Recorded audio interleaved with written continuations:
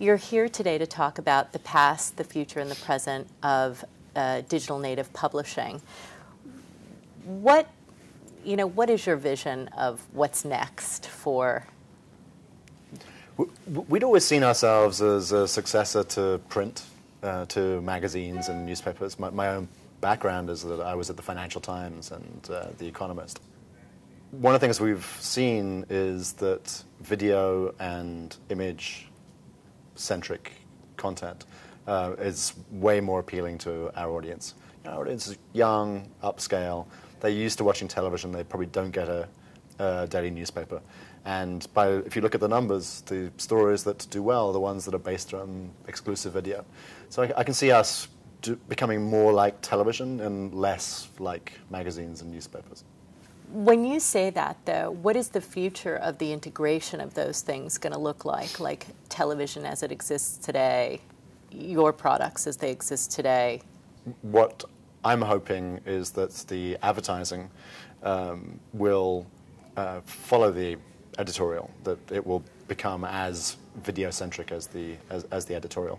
And I'm hoping also that we get the benefit of the kind of great creativity of the TV advertising industry, that we can run 15-second spots in between pieces of content, much as television has run 30-second spots in between segments of a show. I'm hoping that we can actually learn a lot from television in how we organize both the editorial and the advertising. So the theme of our MIXX conference this year is Unbound, Everything, Everywhere. How does that apply to your particular vision of online media and digital media? Our mobile traffic is now about 10% of our total usage. We have a very sophisticated readership, and a lot of people are already viewing our sites on devices like the iPad. Our back-end publishing system is sophisticated enough that it's actually very easy for us to develop new templates for new devices. So we can actually have the same editorial operation and then automatically spit out versions of the sites and versions of each article and hopefully in time versions of the advertising depending on the device.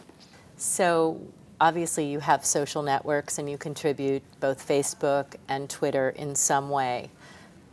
Everybody seems to have a certain threshold for something that annoys them that people share on Twitter or Facebook. What is your threshold? And conversely, what do you find compelling that people share, and how do you share? How do you define what you share?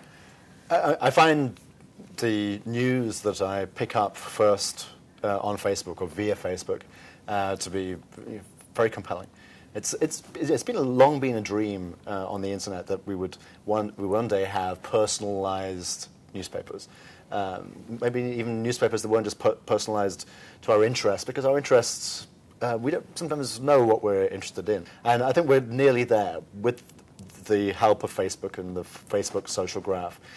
We can actually use that information. We can use the Facebook API to develop a better news and entertainment experience on Gawker, to present to people not just the stories that we think are important, not just the stories which are most popular across the entire site for the entire audience, but the stories that they and their friends would be interested in.